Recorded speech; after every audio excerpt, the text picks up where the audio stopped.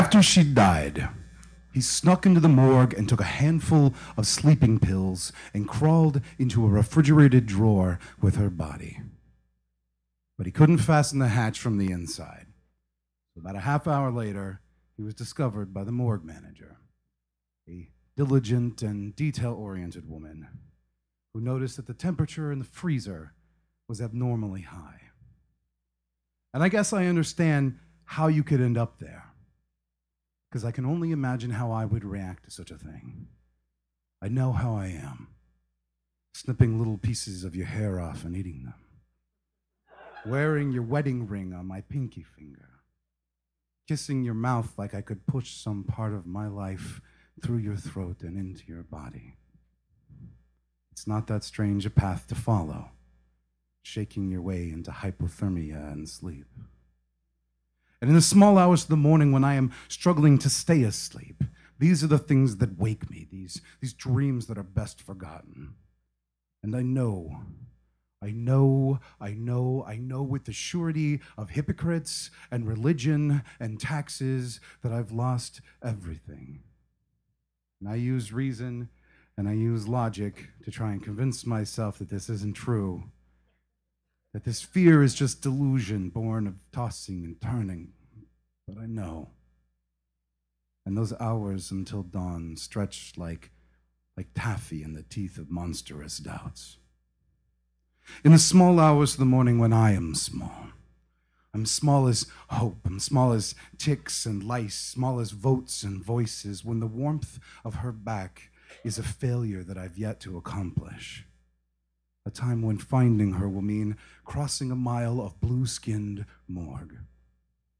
Would I crawl in with you, pull the drawer shut around us, hold you in the dark like an apology? So thank God she's only sleeping, and I am driving. And she is blue in the moonlight, and she is orange in the streetlights, and she is blue in the moonlight.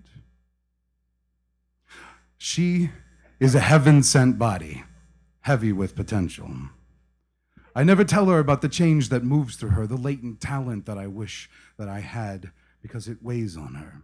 Its straight arm opens from her shoulder to her palm when she isn't looking. Instead, I tell her, you've accomplished everything that you've ever set your hands to. And I remember well the night that she first set her hands to me.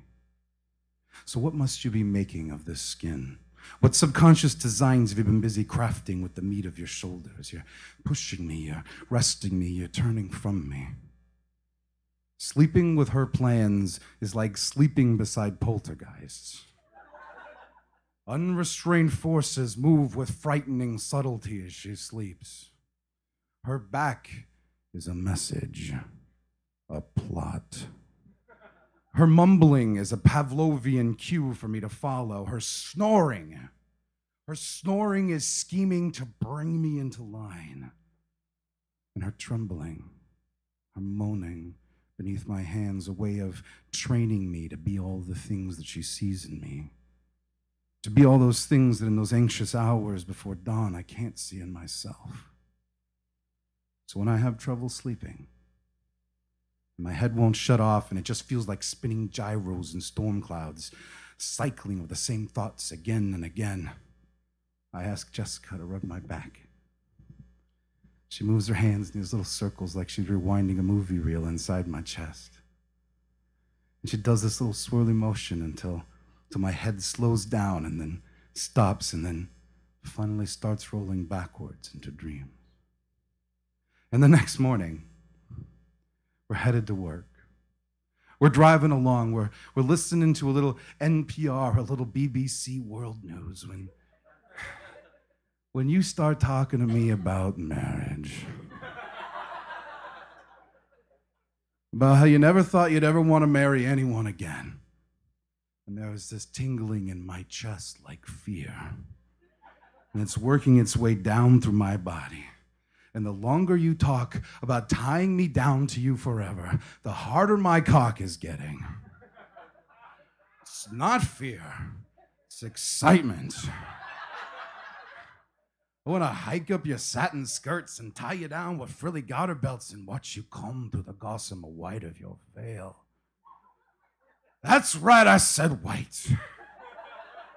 Because you and me may be stained, baby, but we are stained like a rug with 20 years of traffic, of dogs and children and parties and friends. We're ragged with the necessities of living. But the love, it is clean and acid and soothing. It's like Murphy's oil soap on hardwood floors and bleach white bathtubs and the scent of your sex still mingled with fresh sheets, still smelling of detergents, perfumes. So talk to me more about how you want to be with me till we die. How you want to watch me fall apart and love me. Tell me how you'll break out your wedding dress every now and again so we can pretend that it's our wedding night. And you are my blushing virgin bride. Whew. Gives me chills all over. God, I love you. I never imagined that marriage could do this to me. But the idea of marrying you, that is a visceral reaction in my chest and in my nerves and in my, well, other places. Till death do us part, baby. It's hypothermia and sleep. Imagine you on the road with me. I love that picture. Imagine you on the road with me just like this, only we're not driving to work in the morning. We're driving from city to city. We're playing shows. We're arguing over hold a map. And by the way, you should always take north on the map and turn it so that it's north in reality because everything else doesn't make sense. We're following a line of music gigs and sightseeing attractions across the country. It's the world's biggest frying pan. It's used only once a year to cook breakfast for the entire town. It's the largest ball of twine in existence. There's no purpose other than to be awesome. And me and you were everywhere.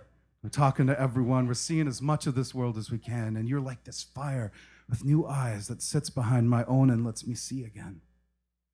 I like that my plans for you and your plans for me have become so possible.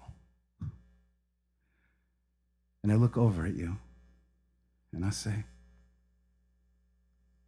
baby, all this marriage talk it's kind of turning me on.